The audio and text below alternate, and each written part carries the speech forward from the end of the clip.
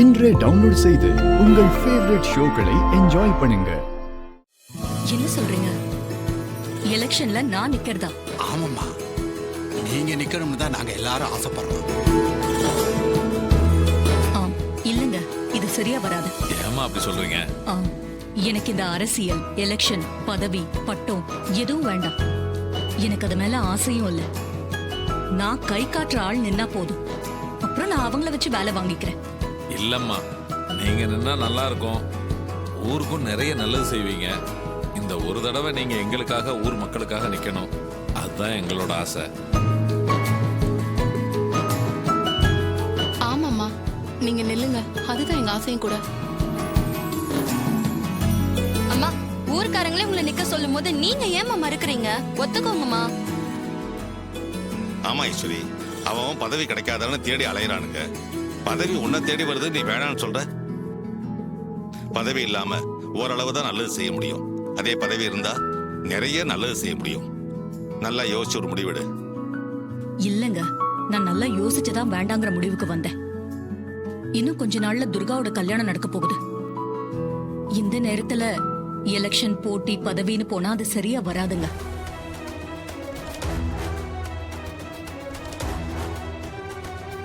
ஆமா, அக்கா சொல்றதா சரி. எலெக்ஷன்ல இப்ப நிக்காம இருக்கிறதா நல்லது. சந்திரா, நாங்கெல்லாம் நெல்லுன்னு சொல்றோம், நீ வேணான்னு சொல்ற. என்ன நினைச்சிட்டு இருக்க? அக்காக்கு விருப்பம் இல்லாதப்போ எதுக்கு ஃபோர்ஸ் பண்ணணும் தான் நான் வேணான்னு சொன்னேன்.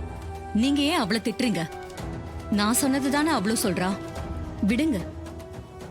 இது பாருங்க, வழக்கம் போல இந்த தடவையும் நம்ம வைத்தியே நிக்கட்டும்.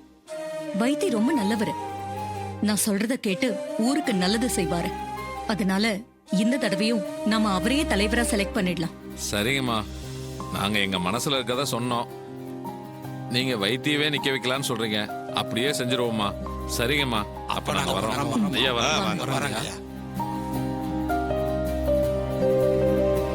அக்கா, எனக்கு ஒரு சின்ன வேலை இருக்கு. நானும் அப்படியே வெளியில போயிட்டு வந்துடுறேன். போயிட்டு வா.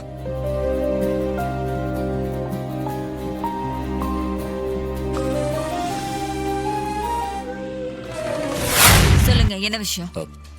சந்திரா, நம்ம ஊர்ல எப்பவுமே இந்த பஞ்சாயத்து எலெக்ஷன் வந்துச்சுன்னு வை, ஊர் ஒண்ணு கூடி யார் அதிக பணத்துக்கு தலைவர் பதவியை கேக்குறாங்களோ அவங்கள தான் ஒரு மனசா தலைவரா தேர்ந்தெடுப்பாங்க. ஆமா, இங்க அதானே நடைமுறை. அதுக்கு என்ன இப்போ? இந்த எலெக்ஷன்ல நான் நிக்கணும்னா அதுக்கு கிட்டத்தட்ட ஒரு 50 லட்சம் ரூபாய் பணம் வேணும். அப்பதான் ஏழை எடுக்க போட்டியே போட முடியும். ஆனா எங்கிட்ட அவ்வளவு பணம் இல்லையே. பணத்துக்கு என்ன பண்றதுன்னு ஒண்ணும் புரிய மாட்டேங்குது. அதுக்கு நான் ஏற்பாடு பண்றேன். என்ன சொல்ற? நீ ஏற்பாடு பண்றியா? ஆமா, நான் ஏற்பாடு பண்றேன். ஏய், எப்படி? 50 லட்சங்கிறது சாதாரண அமௌண்ட் கிடையாது. திடீர்னு எப்படி ஏற்பாடு பண்றதா சொல்ற? இங்க பாருங்க, எப்படியோ நான் ஏற்பாடு பண்றேன். அதை விடுங்க. நீங்க எலெக்ஷன்ல நிக்கணும், ஜெயிக்கணும், தலைவர் ஆகணும். அப்பதான் நீங்க அதிகாரத்துக்கு வர முடியும். அதிகாரத்துக்கு வந்தாதான் என் அக்காக்காரி, அந்த டிரைவர் பையன் எல்லாரையும் அழிக்க முடியும். இவ்வளவு நாளா நம்ம தோத்துக்கிட்டே இருக்கிறதுக்கு இதுல ஜெயிச்சாதான் நாம நினைச்சதெல்லாம் சாதிக்க முடியும். இது நமக்கு கிடைச்சிருக்க கோல்டன் சான்ஸ். இதை நம்ம விட்டுறக்கூடாது. சரி சந்திரா, அதான் வாசனை வை. கண்டிப்பா நான் நிக்கிறேன். நான் தலைவரானா நீ தலைவரான மாதிரி. நீ என்ன சொல்றியோ அதான் இங்க நடக்கும். சரிங்க, சரி வா போலாம்.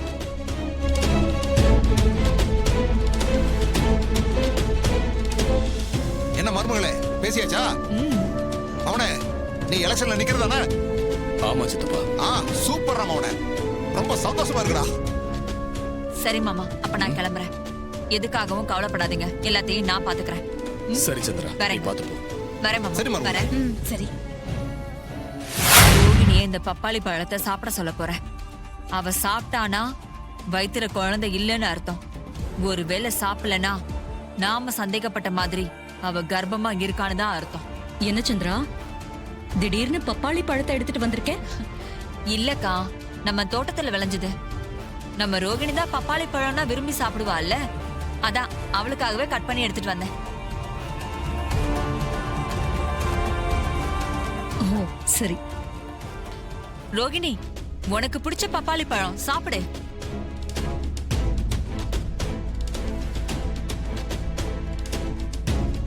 என்ன ரோகிணி யோசிச்சுக்கிட்டே இருக்க? எடுத்து சாப்பிடு. இல்ல ரோகிணி இப்பதான் பால் குடிச்சா. பழலாம் ஒண்ணும் வேணாம் அத்தை, அவளால சாப்பிட முடியாது. ஆமா சித்தி, இப்பதான் பால் குடிச்ச, அதுவே வயிறு ஃபுல்லா இருக்கு. பழம் வேண்டாம் சித்தி. இதுல என்ன இருக்கு? 2 துண்டு பழம் சாப்பிடறதுனால வயிறு ஒண்ணு கெட்டு போயிடாது. எடுத்து சாப்பிடு. இன்னைக்கு நீ செத்தடி. வாரிசா வளர்க்குற வீட்டுக்கு தெரியாம வாரிசு எப்படி அந்த வாரிசை வளர்க்குறன்னு நானும் பாக்குறேன். அக்கா, சித்தி தான் இவ்வளவு தூரம் சொல்றாங்கல்ல, கொஞ்சம் சாப்பிட வேண்டியதானே? பப்பாயா உடம்புக்கு நல்லதுக்கா. இப்ப எதுக்கு இவ தேவையில்லாம குறுக்க வரா? அக்கா சாப்பிடுக்கா. இரு. ஷூ. ஐயோ,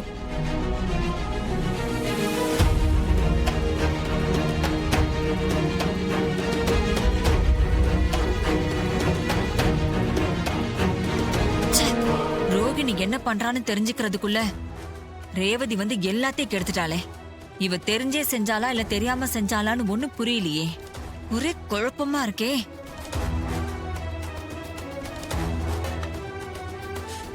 இத போட்டு புதைச்சிரு.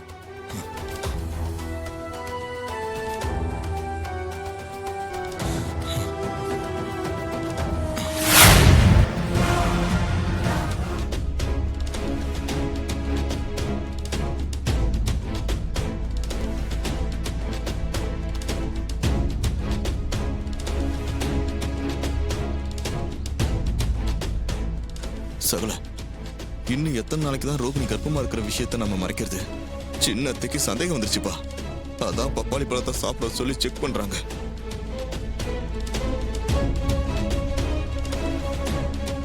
சித்தி நீ கர்ப்பமா இருக்கிறது தெரிஞ்சு இப்படி செஞ்சிருக்க மாட்டாங்கன்னு நினைக்கிறேன். பப்பாயா உனக்கு பிடிக்குமேன்னு சும்மா கேஷுவலா தான் சாப்பிட சொல்லிருக்காங்க. இருந்தாலும் சித்தி என்ன சாப்பிட சொன்னதும் எனக்கு உயிரே போயிடுச்சு ரேவதி. நல்ல வேலை நீ வந்து காப்பாத்தன. தினம் தினம் ஏதோ ஒரு பிரச்சனை வருமோன்னு பயந்துட்டே இருக்க வேண்டியதா இருக்கு. இது எல்லாத்தையும் கொஞ்ச நாள் பொறுத்துக்கோங்க. அத்தை கிட்ட நானே பேசி அவங்களுக்கு எல்லாத்தையும் புரிய வைக்கிறேன். சரி சகல, உன்னை நம்பிதான் இருக்கும்.